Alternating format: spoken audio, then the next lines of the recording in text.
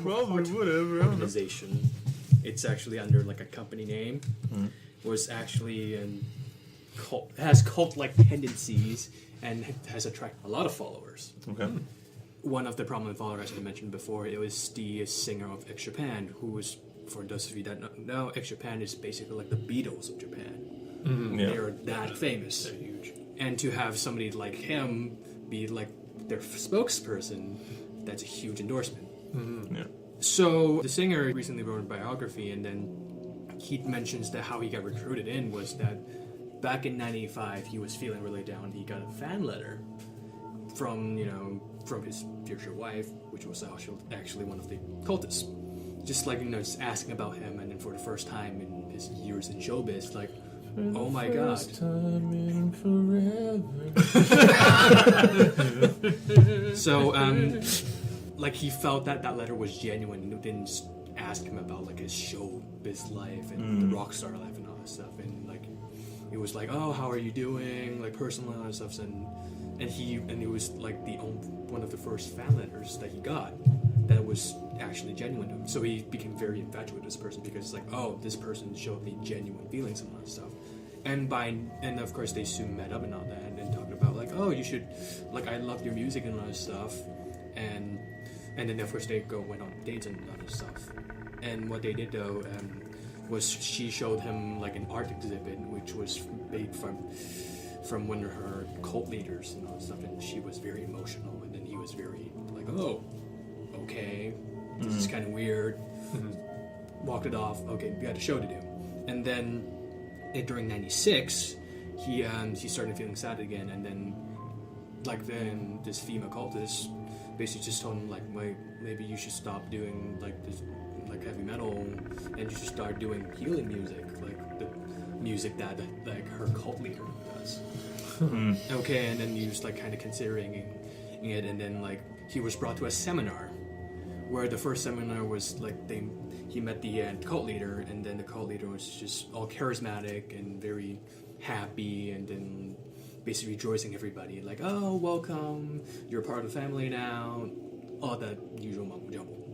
And then as it went on to the seminars, there's just one exercise, they call it, and they were put in a room, and they were given a knife, and then in the room was a mattress, and he was instructed to imagine that mattress is your friends or your family, and go stab the hell out of it. Because throughout the training seminars previously, and they were constantly telling that the people around you, other than us, are bad for you. So they're systematically breaking him down. And of course, he also mentions that like there's like it was like AA counseling, so it's like, hi Bill, like sitting in a circle, they talk about experience. And what he noticed was that the cult leader will always like ask them hard questions. So there was a bad experience, right? Did he molest you or anything? So like she was trying to like twist like in the situation from bad to worse, almost, or like terrible and all that stuff. Yeah. And so that they can imprint the memory of like, oh my god, that was actually terrible. While you might have just like, oh, he pushed me down because he stole my candy. Yeah. And then they would like detract it. It's like, oh my god, he like beat me and abused me to the point where it's just ridiculous, right? And then really make them feel like complete victims in the only safe places in the cult. Exactly. Yeah. Right. So they did that, and then the whole stabbing deal, and then of course he mentioned that he felt great after like stabbing because he was imprinted with the memories of like hatred and all that stuff. Right. So yeah. And of course the band broke up because of different difficulties, and because he doesn't want to do like metal music anymore. So I partially also blame the cult for the band disbanding. Fuck you. Sex Japan's awesome. Way to be a collective Yoko Ono. Exactly. But anyway, after like he officially went out the band, he started recording music for them. And of course, since he's the king of X Japan, he gets a lot of shows. And of course, he did at least 5,000 shows for in the range of like 7 to 8 years. Some crazy, it's a lot of fucking shows. Crazy, and then sold like, and it had 33 albums. Really? 33 albums. Jeez. Whoa. And of course, he's raking in billions of yen, Yep. which he never got any because it all went straight to the cult. Wow. As That's the cults terrible. do. Yeah, and of course, Yeah. there are some times where he just get physically abused by them and being yelled at constantly, and he's basically bottled himself to be in the cult out of fear rather than like out of desire and belief. And it's just been such a havoc to him. And then it's to the point that even before he even broke up the band, like even like 1 year in to the seminars, he had like auditory hallucinations. Yeah, it's crazy and the hallucinations are like being abused by them, and it's crazy. And basically the straw that really broke the camel's back or make him start doubting was when a couple of ex-victims of the cult went out and had filed a lawsuit against them for abuse and all that. And of course they were all brought to court. And of course in court they questioned the cult leader. The cult leader reacted very like abrasive and just like freaking out and then very just nuts. And of course it was the first time that the singer actually saw him acting like Saw that. the true face of this guy. True face, and then he started like doubting, like, okay, this might be crazy. It is until that he started talking to the ex-drummer of Japan, which was it's already at like 07. So he's already been in the cult for like 10 years. Yeah. Wow. Yeah. And then they start talking, and then of course he's starting to doubt it. So then he's reconsidering the options, like, oh, maybe I should do this again because this healing music obviously doesn't really work out. And of course he went to LA to talk with them, and then he didn't tell the cult guys. Went back to Japan, got a call from them. He's like, where the fuck were you? Basically more abuse. They actually showed up at his house and beat the fuck out of him. Jeez. And then of course he's scared for his life and all that stuff. Went to the hospital, basically told the hospital, don't call my management company because their management company was actually the cult. Yeah. And then it's like, I just gotta leave and all that stuff. And of course, the doctors understand. It's like, okay, you need to go.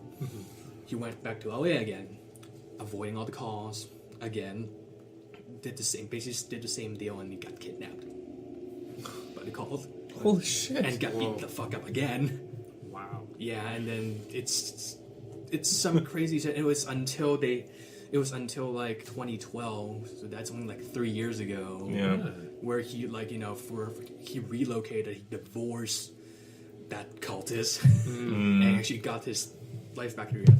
Also, once he got out of the whole cult thing, he realized that he was in debt for at least a few million, a few couple of million yen. End up getting stuck in that tax evasion loop. Oh right? yeah, and the tax evasion thing. God. And he never got a cent from all the stuff that he sold, and he was living off of like 40,000 yen per month. So It's like $400 a month almost. yeah, probably That's a next to month. nothing. That's crazy. Yeah. That's Yeah. ridiculous. And the fact that I find it interesting because it showed how they really break down the mentality of how they get people in. It's though like a whole like, okay, we're being nice to you, and then we freaking abuse you and we boat you, and It's an abusive relationship. yeah. You're just in an abusive relationship, and you develop that Stockholm syndrome, and you're in, and you need that. It's crazy. And I feel like there's no way out and stuff. And I guess in a few cases there weren't, like at that drag strip. Yeah. When they do find a way out, you get gunned down. Yeah, So- for sure, yeah. But evidently, though, he's okay and he's now out. That's good. Let's hope so. Another- Let's hope it stays that way. Another good survival story. Yeah, exactly. For sure, yeah, that's good. And with like really good accounts, like into the details of what Yeah, happens. well, because that's the thing. It's like you don't really hear too many Exactly. examples of like exactly how fucked up Yeah. they treat you, because either there's so much like PTSD Oh yeah. Yeah. that it's just like physically painful and emotionally painful for these people that you don't want to put them through that again, Exactly. No, exactly. or they don't make it. And the fact that he's willing to come out and just like talk about this and just elaborate right up or everything, it's like that takes guts, and Yeah. it's like Oh, yeah. Yeah, it's pretty brave to do. yeah.